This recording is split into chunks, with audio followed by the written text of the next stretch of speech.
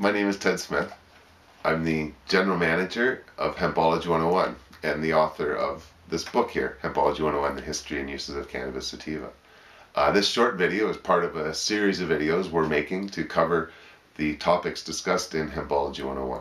And if you want to read more, you can buy my book at Hempology.ca or subscribe to the videos, as we're going to be producing quite a few of them. And so today's topic is based upon the Bible and what is written about Moses, one of the earliest figures in the Bible. And many of us believe that there's a lot of references to cannabis in Exodus, which is the chapter describing the exploits of Moses.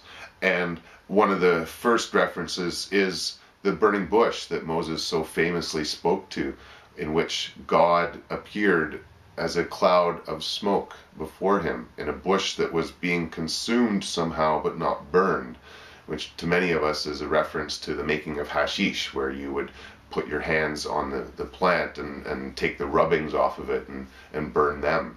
And that would be the way that these shamans, as it were, communicated with their gods, their higher powers, would be to smoke the hash, and through the clouds of smoke, they would gain understanding. And it's written about in the Exodus 33:7. Now Moses used to take a tent and pitch it outside the camp some distance away, calling it the tent of the meeting. Anyone inquiring of the Lord would go to the tent of the meeting outside of camp. And when Moses went to the tent, all the people rose and stood at entrances to their tent, watching Moses until he entered. As Moses went down to the tent, the pillar of cloud would come down and stay at the entrance, while the Lord spoke with Moses.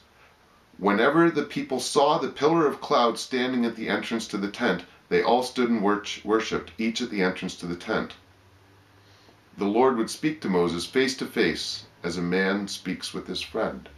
And so, Moses essentially had a tent that he would hotbox outside of the camp when he wanted to commune with God. That was his means of, gaining access to this higher power, as it were.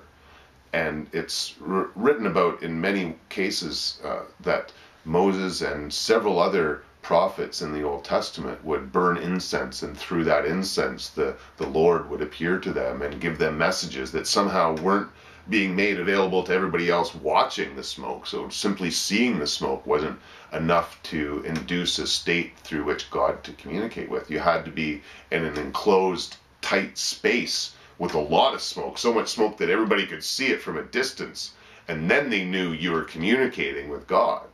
And so it's quite clear to many of us that this use of incense by Moses to communicate with God is very well documented in the Old Testament.